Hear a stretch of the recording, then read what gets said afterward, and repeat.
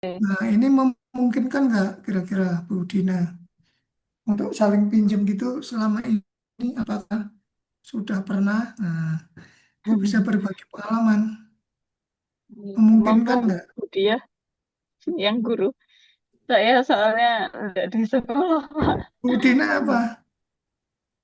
Saya penyuluh agama. Oh, penyuluh ya, penyuluh. Oke. Ya, Kalau Bu, untuk lab kan mungkin lebih jelas ke Budia. Bu Dia yang guru ini pernah nggak melakukan peminjaman gitu?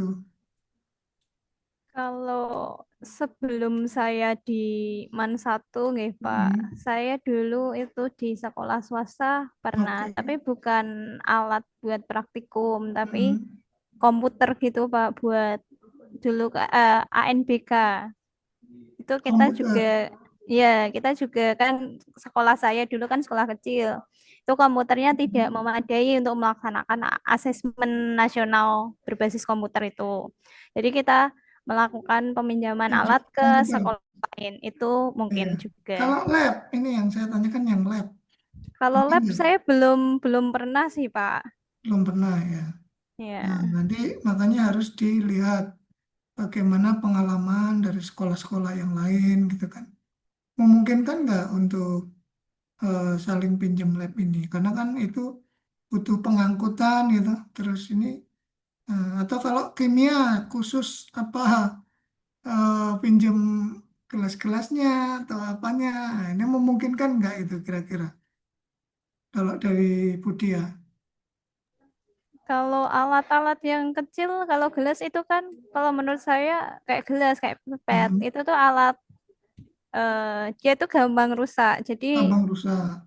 kalau alat-alat kecil itu mending dianggarkan aja, Pak, untuk Hmm, pembelian. ya, Kalau berarti alat-alat yang besar mungkin hmm, contohnya apa ya yang besar? yang besar kan mungkin kalau ada spektrofotometri atau UV vis Hmm, itu mungkin bisa dilakukan bukan peminjaman sih Pak. Kita bisa berkolaborasi dengan universitas terus kita melakukan hmm, eh, ceknya itu di sana. Jadi bukan nebeng, alatnya yang nebeng. dibawa. Jadi namanya program nebeng lab gitu ya. Iya, seperti itu. Ya, itu nanti bisa loh dijadikan anu Bu dia dan Hmm. Bu yang lain guru-guru, Bapak Ibu guru. Bisa jadi program itu nebeng lab gitu kan. Disingkat apa? Nelab. Nah, misalnya meningkatkan kemampuan praktikum anak-anak dengan program NELAB. Nah, Nebeng Lab di universitas.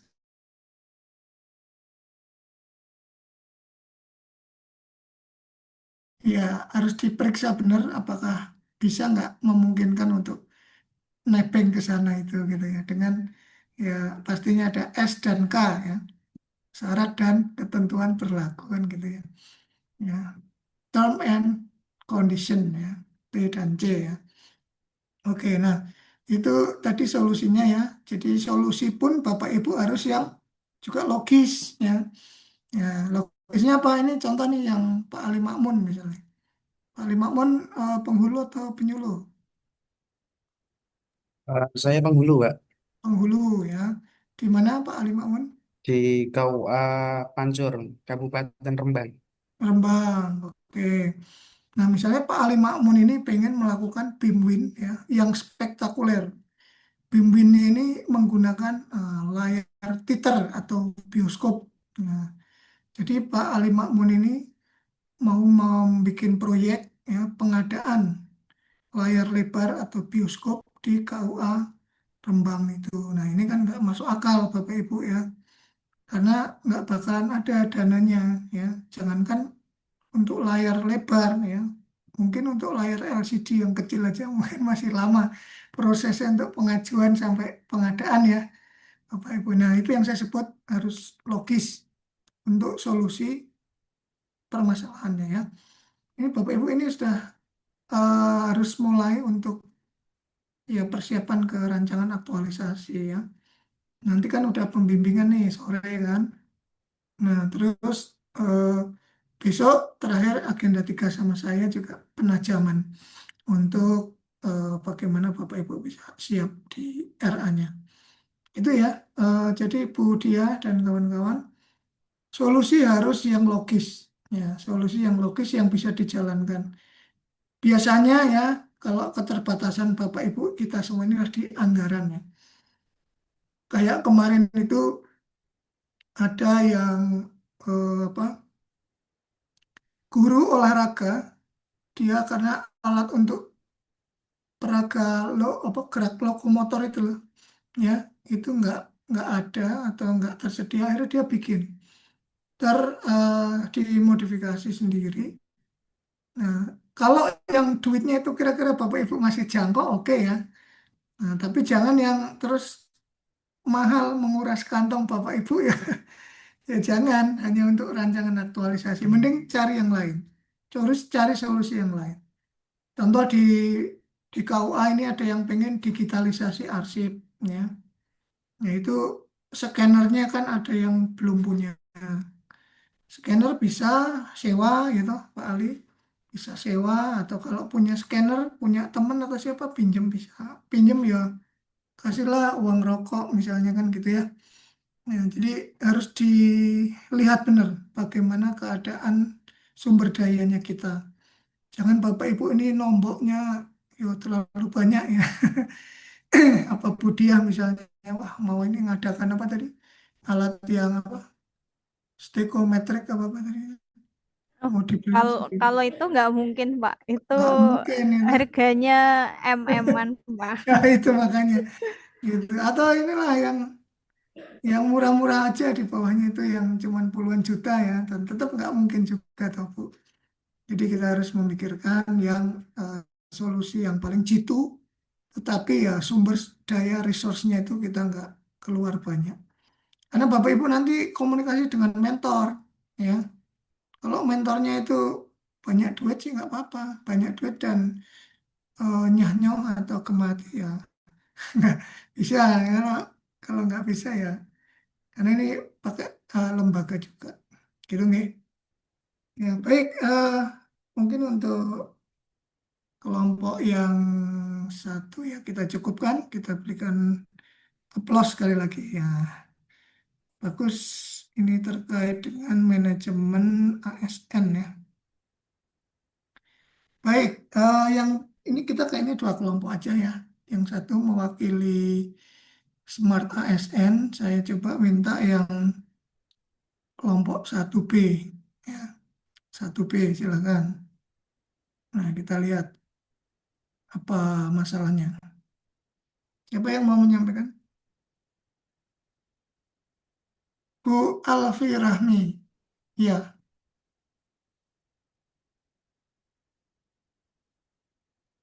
Bu Alfi Rahmi. Monggo kepada Bu Nurul bisa membuka. Nurul dibuka dulu, monggo. Assalamualaikum warahmatullahi wabarakatuh. Waalaikumsalam. Uh, izin mewakili teman-teman dari kelompok 1B. Di sini kami membuat tulisan dengan judul Integrasi Layanan Kepegawaian sebagai Pilar Reformasi Birokrasi di KUA Kementerian Agama Kota Yogyakarta. Oke. Latar belakangnya, dalam era digital dan reformasi birokrasi yang terus berkembang, tuntutan terhadap pelayanan publik yang cepat, akurat, dan transparan semakin meningkat.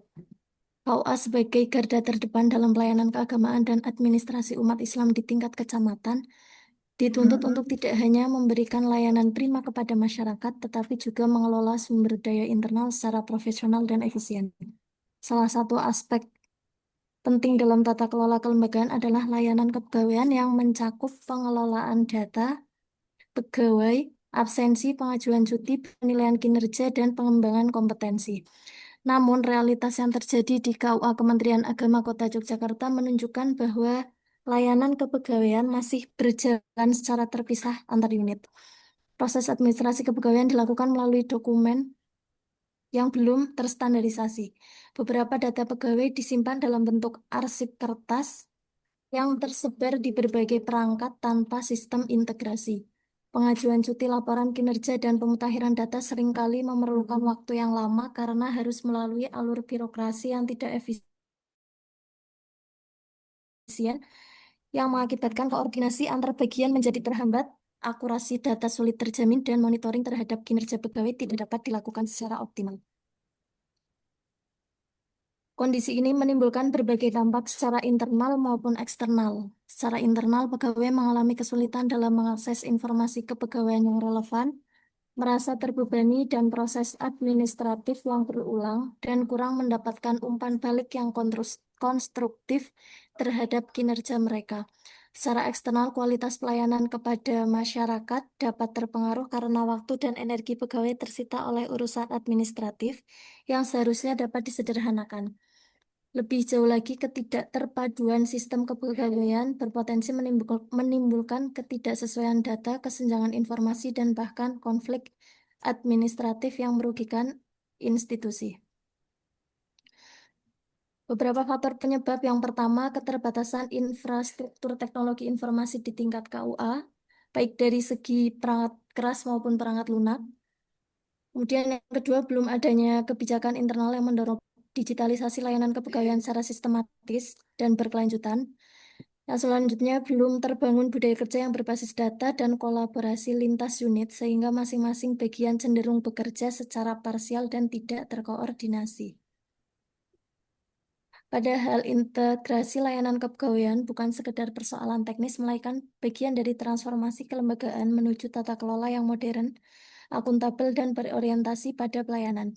Dengan sistem kepegawaian yang terintegrasi, KUA Kementerian Agama Yogyakarta dapat membangun basis data pegawai yang valid dan dinamis, mempercepat proses administrasi, meningkatkan transparansi, serta memberikan ruang bagi pengembangan kompetensi dan karir pegawai secara lebih terencana. Selain itu, sistem yang terintegrasi memungkinkan pimpinan KUA untuk melakukan evaluasi kinerja secara objektif, menyusun strategi pengembangan SDM, dan merancang kebijakan internal yang berbasis bukti. Nah, kajian ini akan mengidentifikasi akar masalah melalui pendekatan sistem evaluasi dampak terhadap kinerja kelembagaan dan merumuskan rekomendasi berbasis teknologi, kebijakan, dan budaya kerja.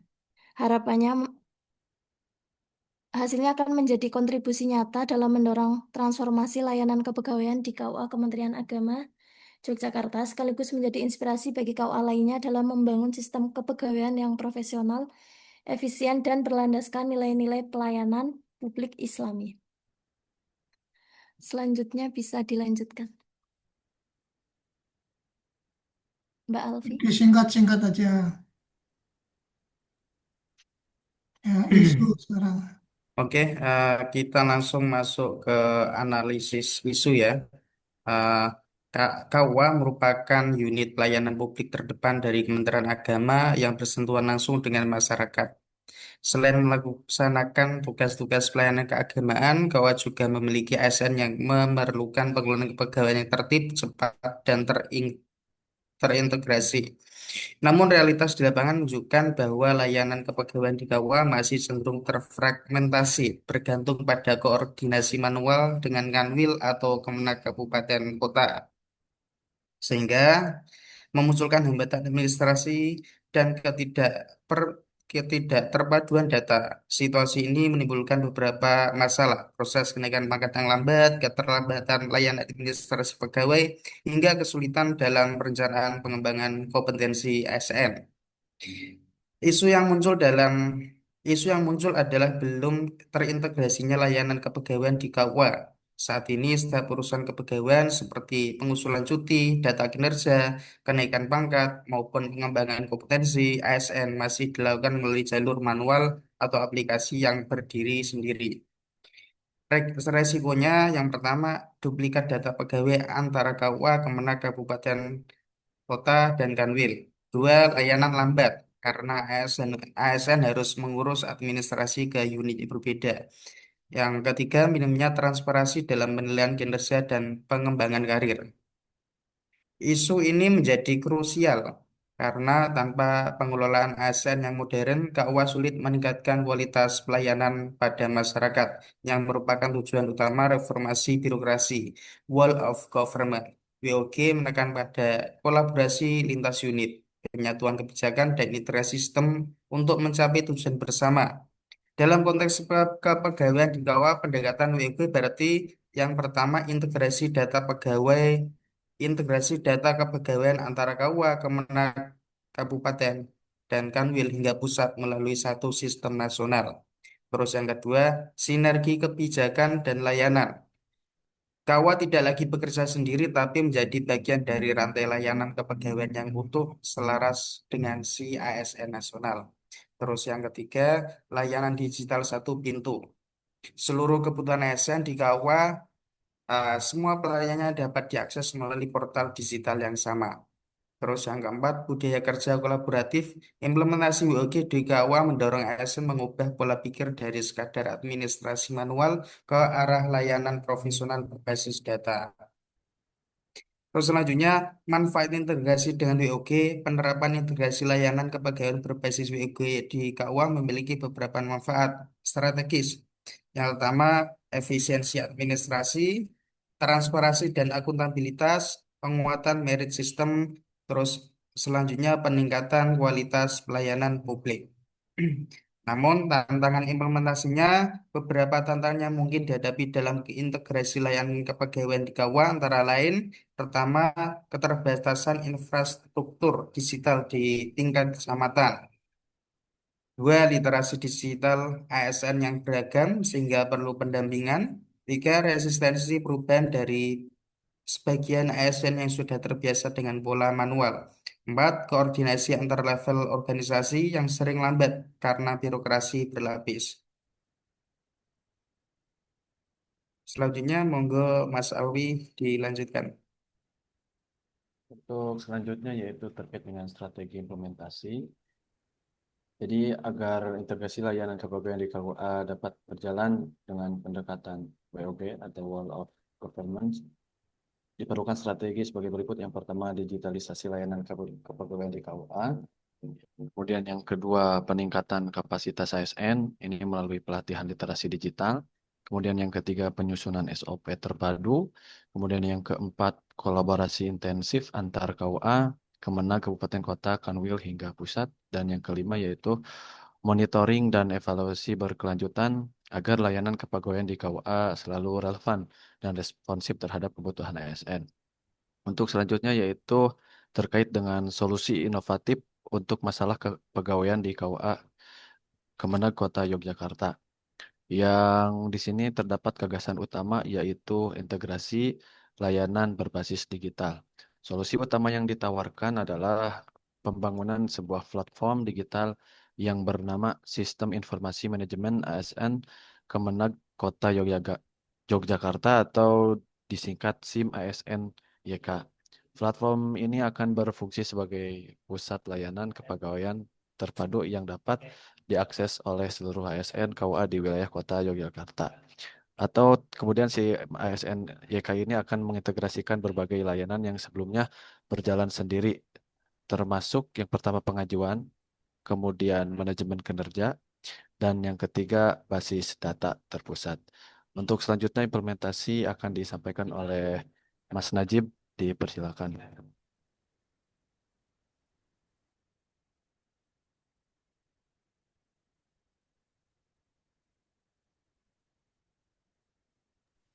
Maaf, saya potong. Saya, saya lanjutkan saja ya. Oh, mangga Pak Albi. Implementasi berdasarkan prinsip ASN-nya di sini ada profesionalisme dan penguasaan teknologi, yang mana platform SIM ASN akan mendorong ASN meningkatkan literasi digital mereka. Kemudian ada integrasi dan akuntabilitas dengan sistem transparan, setiap tahapan dalam proses administrasi keuangan dapat dilacak secara digital. Lalu ada hospitality dan layanan prima, yang mana platform ini didesain untuk memudahkan ASN, sehingga mereka tidak perlu lagi direpotkan oleh birokrasi yang manual atau lambat. Kemudian nasionalisme dan sinergi WOG, yang mana SIM ASN YK akan dirancang terintegrasi secara langsung dengan sistem kepegawaian nasional seperti CASN BKN. Terus manfaat dan dampak positifnya di sini ada efisiensi waktu dan biayanya, kemudian peningkatan kualitas layanan, pengambilan keputusan berbasis data, kemudian penguatan merit system. Mungkin begitu dari kelompok 1B, saya kembalikan kepada Pak Rois. Silakan Pak. Baik, terima kasih Bu Alfi Rahmi Yasmin. Kita berikan applause untuk kelompok 1B ya. Hebat. Ini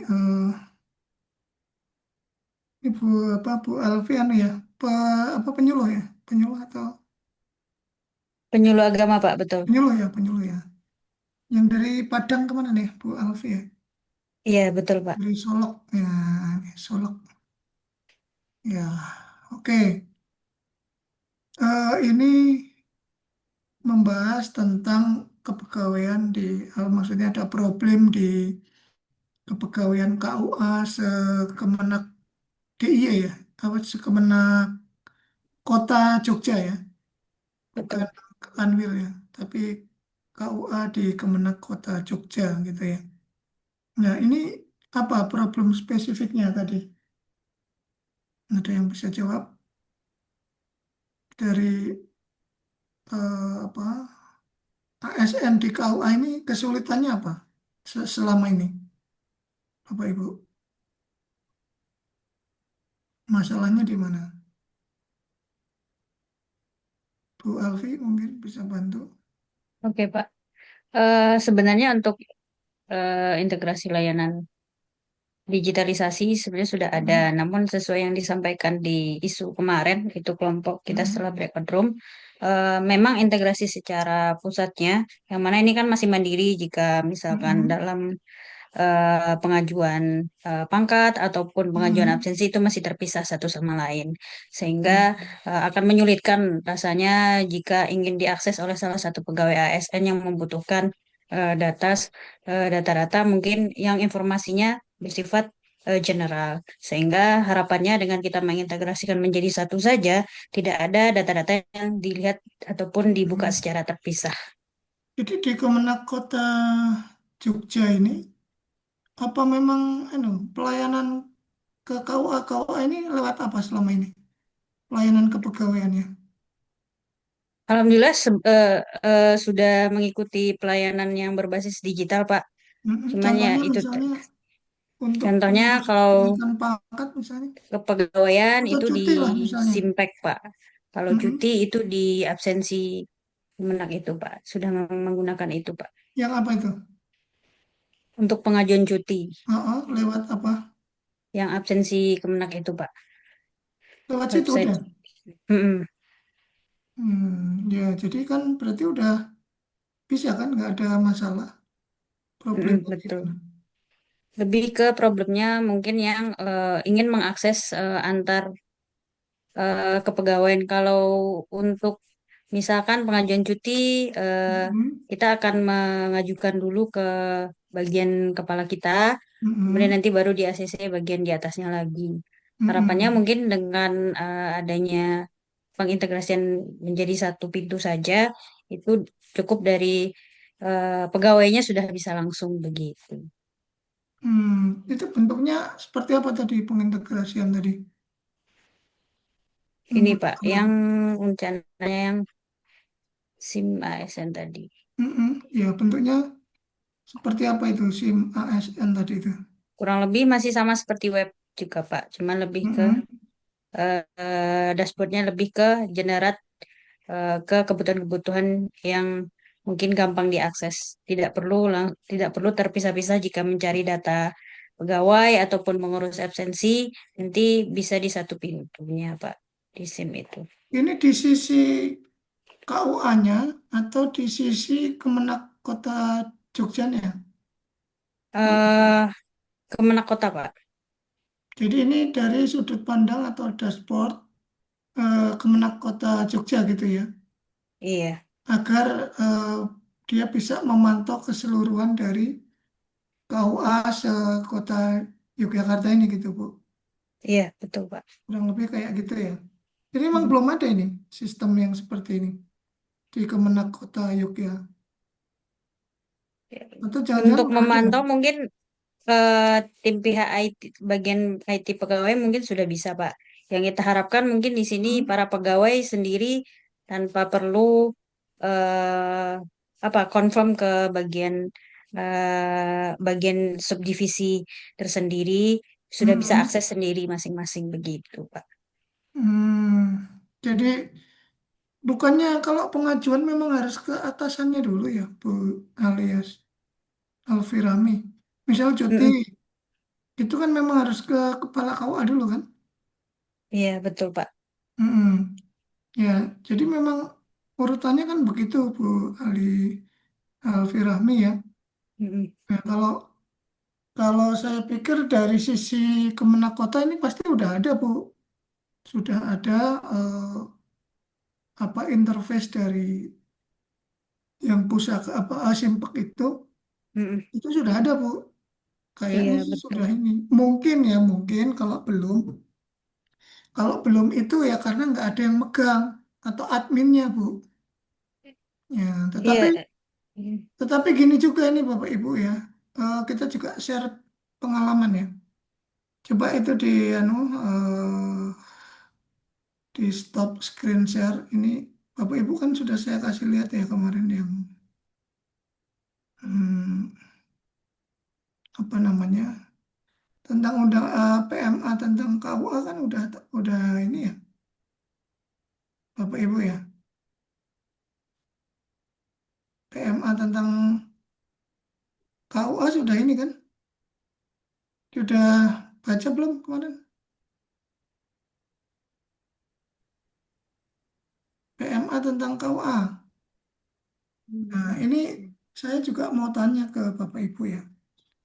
Dengan PMA ini Bu Alfi ya, Bu Alfi harus memahami dan Bapak Ibu yang lain yang menghuni KUA bahwa ini PMA nomor 24 tahun 2024. Nah, yang pertama kedudukan ya. Kedudukan KUA ini sekarang di bawah apa ini? Dibaca ini Di bertanggung bawah KUA, Pak. ya Direktur Jenderal. Direktur Jenderal. Jadi di sini secara organisasi sudah tidak bertanggung jawab kepada Kemenak, kabupaten atau kota. Ya, selalu saya bilang saya ikut B kepada Kemenak, Kasih Bimas itu nggak ada urusannya menurut PMA ini ya. Ya, makanya saya mau nanya bagaimana keadaan di KUA sekarang ini yang keadaan aktualnya seperti apa ya. Dan ini lebih spesifik ini Direktorat Jenderal Bina KUA ya. Bosnya di sini. Nah, Pak siapa ini sekarang direkturnya Bina KUA ya. Nah, terus bentuk organisasinya seperti ini Bapak Ibu ya.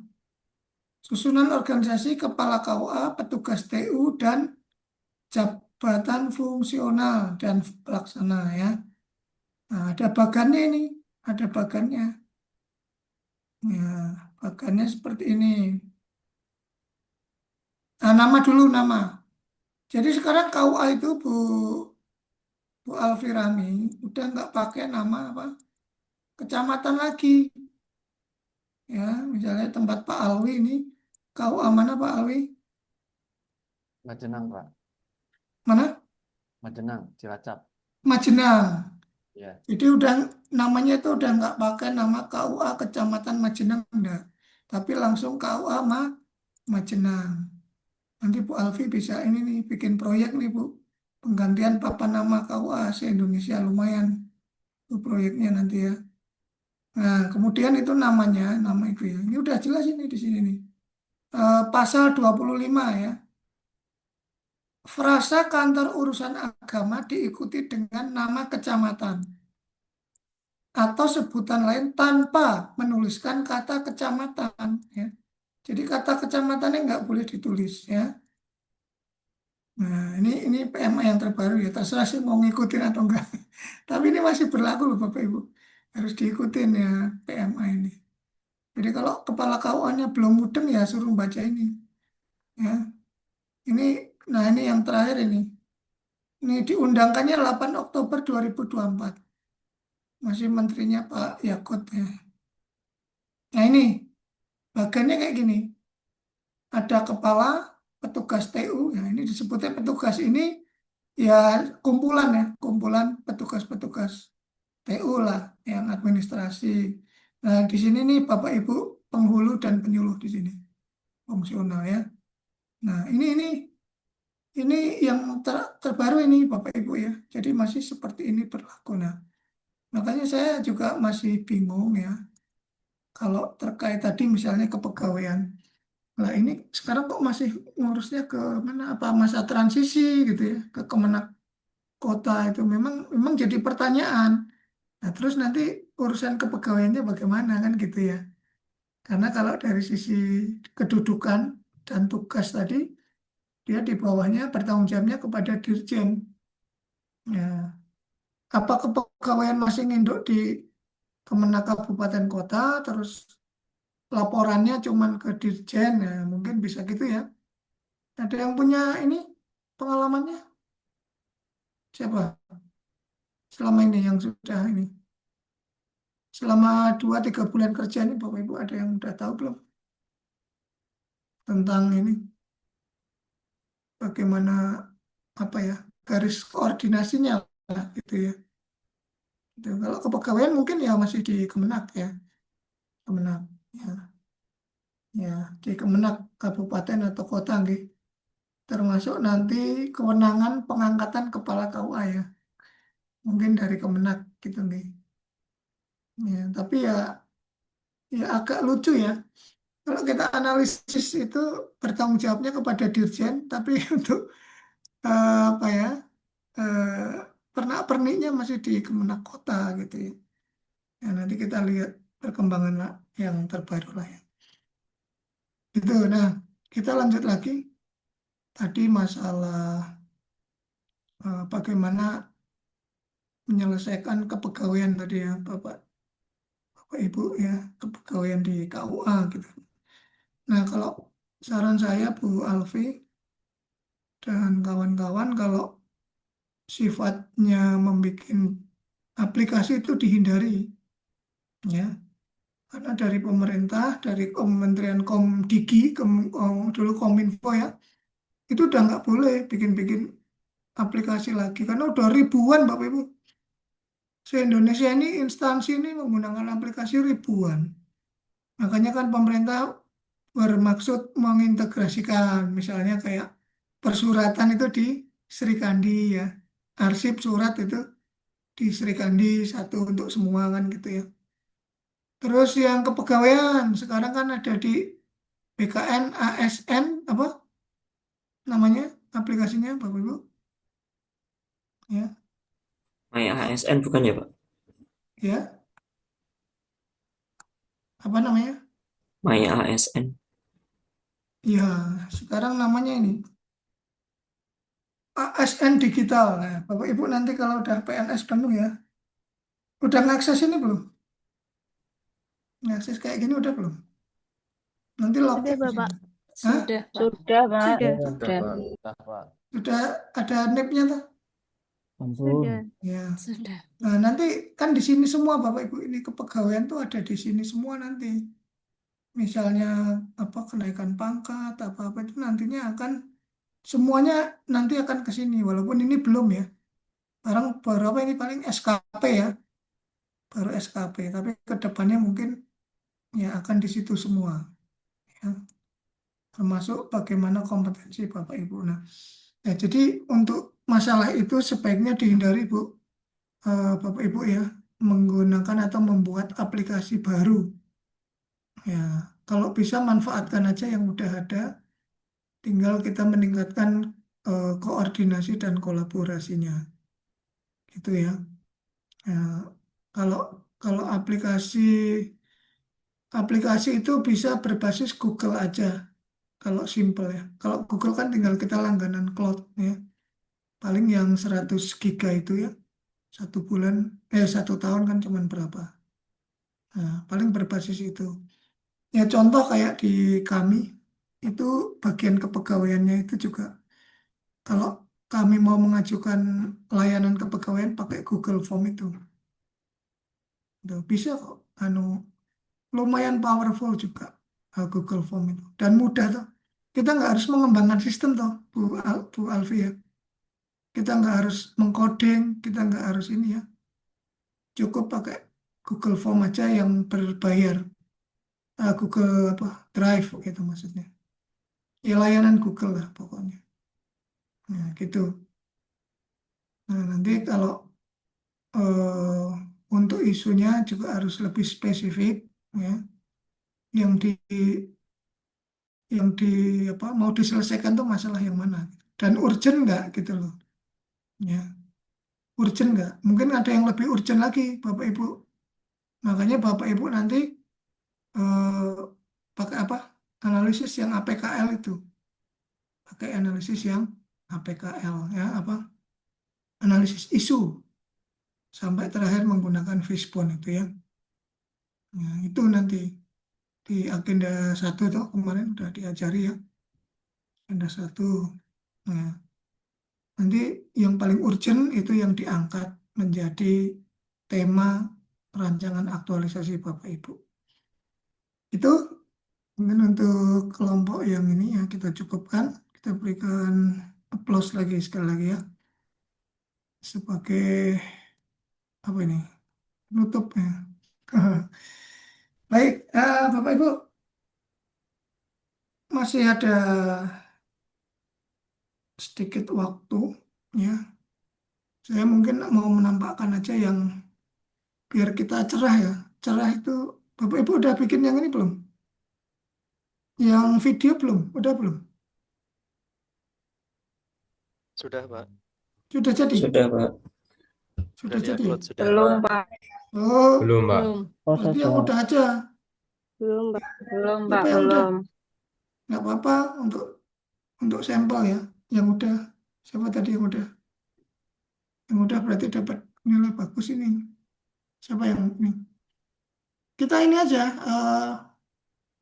Pengen lihatlah bagaimana Bapak Ibu ini menjadi seorang pembawa acara ya. Atau penyiar ya gitu. Latihan tuh. Bu Eksi ini kayaknya, Bu Maya ini duluan ya. Penyiar Bu Maya. Bu Eksi Umayan ini udah jadi belum Bu? Belum, Pak. Belum. Tadi Belum. katanya udah. Siapa yang udah?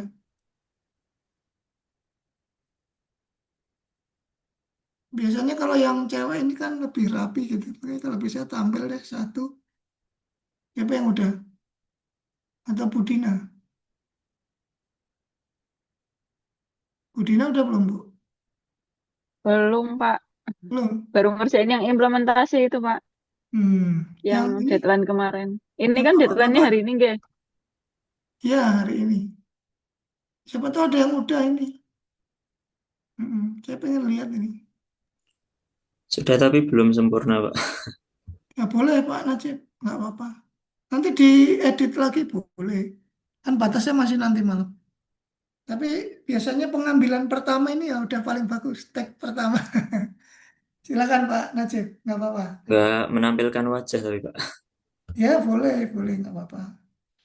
Saya pengen tahu Bapak Ibu ini udah paham bener belum nih agenda 3 ya. Dari video ini kan kelihatan Bapak Ibu. Nah, nanti yang belum paham apa kita bahas ya. Videonya nggak apa-apa Pak Najib. Kalau belum ada linknya. Tapi kalau udah diupload di YouTube ya udah yang YouTube aja.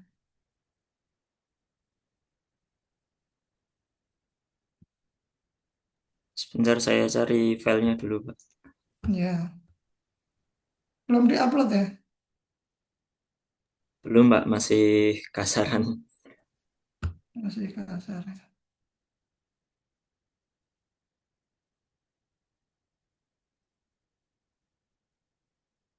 Nggak apa-apa. Ini untuk apa ya?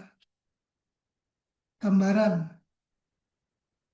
Kira-kira udah pada paham belum agenda 3 ya?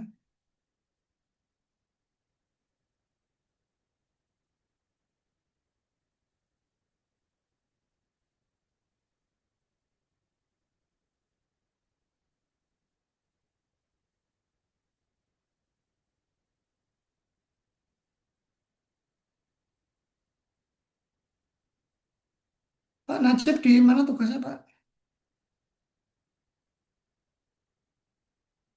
Di MTS 3, Pak. Gunung Kidul. MTS 3 ya. Ada berapa CPNS Pak di sana? Ada 4, Pak. Ya.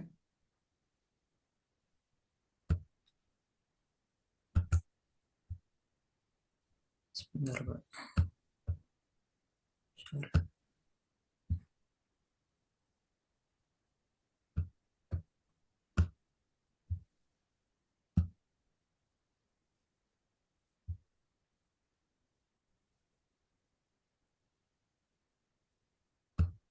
Halo Sobat Religi, saya Ahmad Najib Mustafa, CPNS Kementerian Agama Republik Indonesia tahun 2025. Mari kita bersama-sama membahas pentingnya tentang manajemen ASN, Smart ASN, dan World of Government. Sebagai aparatur sipil negara atau ASN yang memiliki tanggung jawab besar untuk mewujudkan birokrasi yang profesional, adaptif, dan memberikan pelayanan publik, manajemen ASN menjadi kunci utama. Manajemen ASN bukan sekedar urusan administrasi, data kepegawaian, atau mutasi jabatan. Lebih dari itu, manajemen ASN adalah tentang bagaimana negara menyiapkan, merencanakan, menempatkan, mengembangkan, hingga memanfaatkan kompetensi setiap aparatur agar dapat memberikan kontribusi yang optimal. Sistem manajemen ASN yang baik memastikan bahwa setiap pegawai bekerja sesuai dengan keahlian, sesuai dengan kompetensi, memiliki arah pengembangan karir yang jelas, serta terus meningkatkan kapasitas dan kompetensi dirinya. Dengan demikian, birokrasi tidak hanya berjalan secara prosedural, tetapi juga menghasilkan kinerja yang nyata yang berdampak baik pada masyarakat. Nah, dari pengelolaan ASN yang profesional inilah lahir konsep Smart ASN. Apa itu Smart ASN? Smart ASN adalah profil aparatur sipil yang siap menghadapi tantangan zaman, khususnya tantangan di era digital dan globalisasi. Ada beberapa ciri utama Smart ASN yang perlu dipahami. Yang pertama, berintegritas tinggi. Yang kedua, nasionalisme yang kuat. Ketiga, profesional dalam bekerja. Keempat, menguasai teknologi informasi dan komunikasi. Kelima, memiliki kemampuan bahasa asing. Keenam, berpikiran kritis, kreatif, serta komunikatif. Dan yang ketujuh, memiliki jejaring global. Singkatnya, Smart ASN ini merupakan konsep di mana profil seorang ASN mampu memanfaatkan digitalisasi, mampu memanfaatkan teknologi untuk menunjang kinerjanya sebagai pelayan publik atau sebagai pelayan masyarakat, ataupun untuk meningkatkan kapasitas serta kompetensi dirinya. Namun perlu disadari bahwa Smart ASN atau profil ASN yang smart tidak akan maksimal bila bekerja sendiri-sendiri. Tantangan pemerintahan dan pembangunan terlalu kompleks untuk diselesaikan secara parsial atau secara sektoral. Oleh karena itu, diperlukan pendekatan WOG atau World of Government. WOG atau World of Government adalah sebuah konsep tata kelola pemerintahan yang mengedepankan sinergi dan kolaborasi, terintegrasi dan saling terkoneksi antar lembaga, antar sektor, ataupun antar instansi dalam pemerintahan. Di dalamnya, berbagai instansi, lembaga, sektor saling bekerja sama untuk mencapai tujuan bersama. Tidak ada lagi ego sektoral, tidak akan ada lagi program yang berjalan sendiri-sendiri. Semuanya saling terkait, semuanya saling berkolaborasi. Semua diarahkan untuk saling melengkapi dan memperkuat. Dengan demikian, dapat kita simpulkan bahwa manajemen ASN yang profesional akan melahirkan Smart ASN. Smart ASN yang berkolaborasi melalui semangat World of Government akan membawa perubahan nyata bagi bangsa. Inilah fondasi untuk mewujudkan tata kelola pemerintahan yang bersih, efektif, responsif, dan modern. Demikian poin-poin yang bisa saya sampaikan, yang saya sarikan dari Bapak Rois Mustafa selaku Widya Iswara pada agenda 3 Sinkronus Latsar CPNS 2025. Halo Sobat Religi, Hebat ini luar biasa. Kita berikan aplaus Bapak Ibu. Wah, bagus ini. Pak Ahmad Najib ya, Mustafa sama dengan saya belakangnya namanya ya. Hebat. Nah, itu saya pikir Bapak Ibu ya sudah dapat menyarikan ini. Padahal masih ada satu pertemuan lagi. Wah, Alhamdulillah ya. Jadi Bapak Ibu sudah memahami tadi kata kunci dari Pak Ahmad Najib dari manajemen ASN yang profesional akan bisa melahirkan ASN yang smart. Nah, ini betul ini ya, tepat sekali. Bagaimana ASN dikelola dengan baik ya, manajemennya profesional, nanti akan hadir ASN-ASN yang smart. Ya. Ya, karena apa?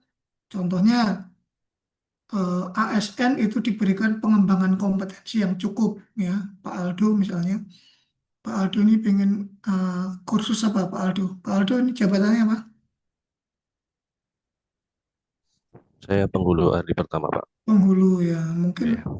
pengen kursus bahasa Arab di Mekah misalnya, yang biar fasih ya. Amin. Kalau itu pas akad nikah, ijab kabul, ya saya mau nih kursus bahasa Arab di Mekah, tapi ya ini kalau pengembangan kompetensinya bagus, oh siap Pak Aldo, kita biayai full, ya, sama istri sama anak boleh di sana ya. Nah, itu dapat beasiswa belajar di sana gitu ya. Atau di Mesir, nah, saya mau belajar di Al Azhar di Kairo, wah gitu Bapak Ibu ya. Jadi memang terintegrasi dan poinnya luar biasa tadi, eh, dampak ke pelayanan terhadap masyarakat itu bagus sekali ya, bagus sekali. Oke. Baik Bapak Ibu, sebelum berakhir kita ada sedikit brainstorming nih. Nah, brainstormingnya, brainstorming karena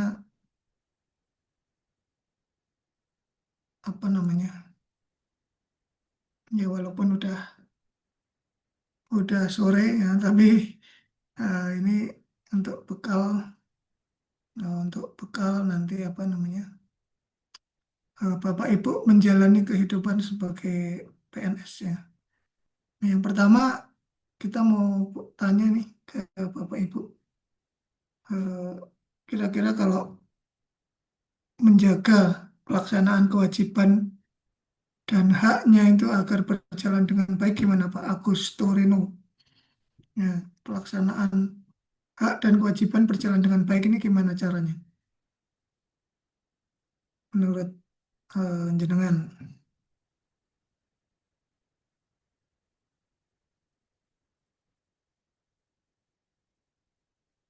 harus seperti apa? Ya, sepengetahuan Pak Reno aja.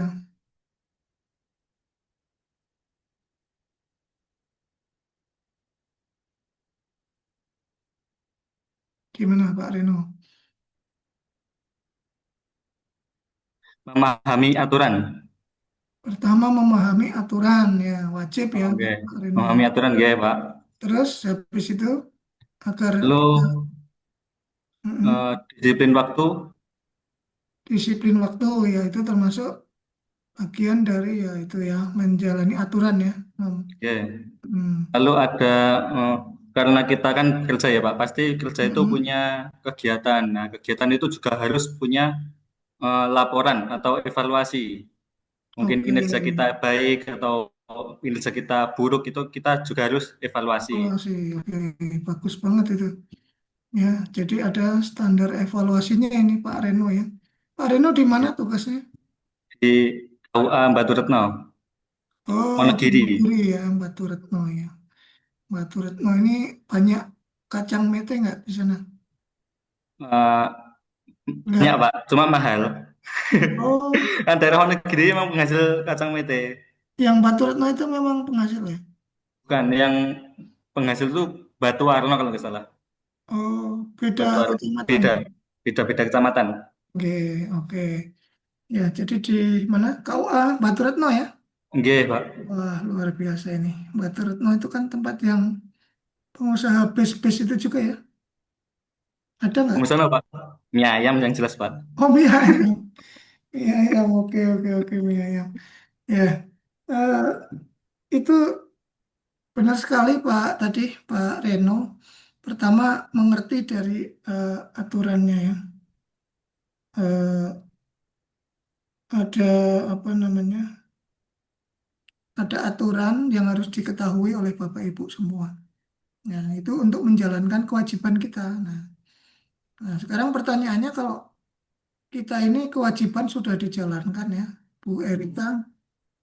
Tapi misalnya nih Bu Erika udah kerja sesuai aturan, tapi bayarannya nggak gaji nggak cair nih, 2 bulan atau 3 bulan nih. Gimana yang dilakukan Bu Erika ini apa kira-kira? Haknya tidak terpenuhi, tapi kewajibannya udah. Eh, tetap meningkatkan kompetensi dan profesionalisme, Pak. Walaupun belum dibayar gajinya.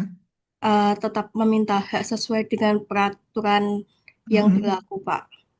Gimana cara memintanya? Mungkin berkoordinasi dengan UP atau bendahara atau dengan seperti itu, Pak. Mungkin jadi Tanya dulu ya. enggak, iya, Iya, Pak. iya. Ini kok saya kok belum cair ini kenapa kan gitu ya. Iya, Ini Pak. udah tak tunggu-tunggu buat bayar cicilan kan gitu ya. Nah, ternyata setelah dicek ternyata rekening Ibu Erika Rahmi dibekukan sama PPATK ya karena nggak aktif kan gitu. Jadi itu bentuknya apa? Melakukan klarifikasi nih. Nah, melakukan klarifikasi gitu ya, Bu Ibu. Nah, baik. Yang berikutnya di tengah disrupsi ya, Bu Diah Larasati tahu disrupsi nggak? Disrupsi. Ya kalau Benar, Pak. Saya eh, tanya. ya itu Bu dia kan ini dekat Merapi tuh kan. Biasanya sering disrupsi ya, Merapi, Gunung Merapi. Erupsi, Pak. Oh, erupsi, bukan disrupsi ya. Disrupsi itu perubahan mendasar. Perubahan mendasar ya. Nah, sekarang kan terjadi disrupsi ya, Bu. Dia ini di segala sektor, khususnya teknologi kan. Nah, bagaimana biar bisa menjaga pelayanan prima ke masyarakat tuh? Gimana caranya biar kita bisa menjaga? Dan ini Pak, kita mempraktekkan kemarin yang sudah dipelajari tentang Mm-mm. Smart ASN, ada 4 prinsip digital itu Pak. Ada Ya, smart digital ASN ethic, ya. ya, Bukan digital prinsip. ethic, Kalau ya, yang 4 itu pilar, pilar pilar gitu. literasi. Tapi kalau skill PNS, ASN Smart itu ada 8 tadi Bu dia.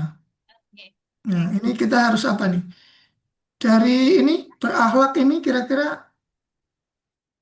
nilai mana yang paling harus diterapkan dalam kasus ini? Terjadi perubahan teknologi itu harus apa, Bu Dia? Ini ya Pak, adaptif. Adaptif, ya. Caranya gimana? Dengan ada. Bu Dia apa guru ya? Ya, saya guru Pak. Di Dan mana? terus meningkatkan kapasitas kita.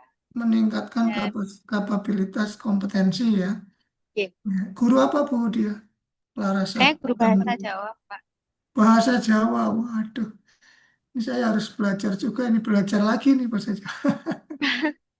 Kemarin saya itu belajar lagi bahasa Jawa Bapak Ibu karena anak saya kan SD itu itu belajar lagi ya. Ada namanya. Ternyata kalau huruf vokal itu anu ya Bu Dia. Aksara swara ya. Itu benar ya? Huruf Iya Pak. huruf SM. vokal ya. Ya. Saya baru tahu nih Pak Khiar Agung nih. Mungkin udah lupa juga Pak Khiar ya. Iya, Pak Pak. Khiar orang Jawa bukan? Jawa, Pak. Pekalongan. Jawa mana Jawanya? Kalongan, Mbak. Pekalongan nih. Pasti udah banyak lupa ya bahasa Jawa yang itu. Sekedek tasik. Segede kan. Nah, Iya. terutama yang kromo, yang bahasa halus tuh mungkin banyak yang ini saya. Nah, jadi kemarin dengan anak itu juga itu kita jadi belajar lagi. Belajar karena ngerjakan tugas-tugas anak ya, Bu. Ya, itu eh, di Bu, bahasa Jawa ini memang penting untuk pembentukan karakter juga ya, Bu Dia. Jadi selain kalau mengajari bahasa Jawa, mengajari juga adab sopan santun. Nah, itu penting itu. Ya, kalau perlu ada prakteknya sopan santun itu ya. Ya, dengan bahasa Jawa gitu. Ya, misalnya kalau ada lewat Kulo Nuwun atau ini kan nyuwun sewu kan gitu ya. Gitu deh Bapak Ibu. Laras, Pak. Eh, saya pikir untuk pendalaman ya di agenda 3 ini cukup, dan kalau ada yang mau ditanyakan boleh Bapak Ibu. Ya, sebelum kita akhiri untuk sesi siang ini, ada yang mau ditanyakan enggak? Saya Bapak mohon bertanya, Nggih. untuk yang tugas video itu kita uploadnya dia tugas individu LK 1 sampai 2 atau yang LK 4 ya, Pak? Yang 4 aja, 4. Oh, oke. Nggih, 4 ya. Pokoknya yang masih kosong aja diisi lah di situ. LK-LK-nya itu Bapak Ibu ya. Oke, siap, Pak. Kan itu memang disediakan ruang-ruangnya untuk ini. 4 ya, 4 aja. Ya. Tadi Pak Najib itu bagus Bu, dia ya. Bisa tapi jangan pakai bahasa Jawa ya Bu dia. Anunya. Ini Tidak, Pak, bahasa Facebook ya. Indonesia. Saya nggak tahu artinya nanti. Ya. Apalagi kalau Jawa yang untuk nyambut manten itu, waduh. Saya nggak mudeng nanti apa ini yang dimaksud ya. Itu Bapak Ibu ya. Kalau udah nggak ada yang ditanyakan, kita cukupkan untuk pertemuan kali ini. Luar biasa ya Bapak Ibu, sudah nampaknya udah sangat memahami lah bagaimana manajemen dan smart ASN ini ke depannya harus dijalankan ya. Dan juga selalu diingat ya Bapak Ibu, harus saling mengingatkan ya. Sebagai kalau orang Muslim kan harus saling mengingatkan dalam kebaikan. Kalau ada yang lupa ya diingatkan, sesama CPNS misalnya. Kamu jangan ini, jangan konflik of interest. Nah, kamu jangan korupsi kan gitu ya. Saling saling mengingatkan ya. Ya, jangan Bugana ini kalau mengingatkan jangan, kamu jangan korupsi, kalau korupsi ngajak-ngajak saya. Nah, jangan gitu ya. Tapi mengingatkan untuk kebaikan. Baik, terima kasih. Mohon maaf kalau ada kata-kata yang kurang berkenan, dan saya akhiri wabillahi taufiq wal hidayah. Wassalamualaikum warahmatullahi wabarakatuh. Waalaikumsalam warahmatullahi wabarakatuh. Terima kasih Bapak. Terima kasih, Pak. Kasih, Pak Rois. Ya, Pak Rois, untuk bimbingan kita Terima mau kasih. tetap pukul 15 atau maju 14.30? 15 aja ya, biar istirahat sebentar. ya sebentar ini asarnya jam berapa ya? Asar, sebentar 15.40 lagi asar mungkin. misalnya. Ya, Berarti tetap jam 3 aja deh, Bu. jam 3 aja. Baik. Anak Oke, nggih. Nggih, matur nuwun. Nggih, matur Izin suwun Pak live ya. Rois. Nggih. Nggih, oke, siap. Baik, adik-adik, semua tadi materi udah disampaikan dengan cukup jelas ya. Jadi juga sudah presentasi juga dengan luar biasa. Kayaknya udah pinter-pinter semua ini. Ini hasil karya sendiri atau dari kakak-kakak sebelumnya ini? Atau memang cerdas-cerdas dan pinter-pinter semua ini?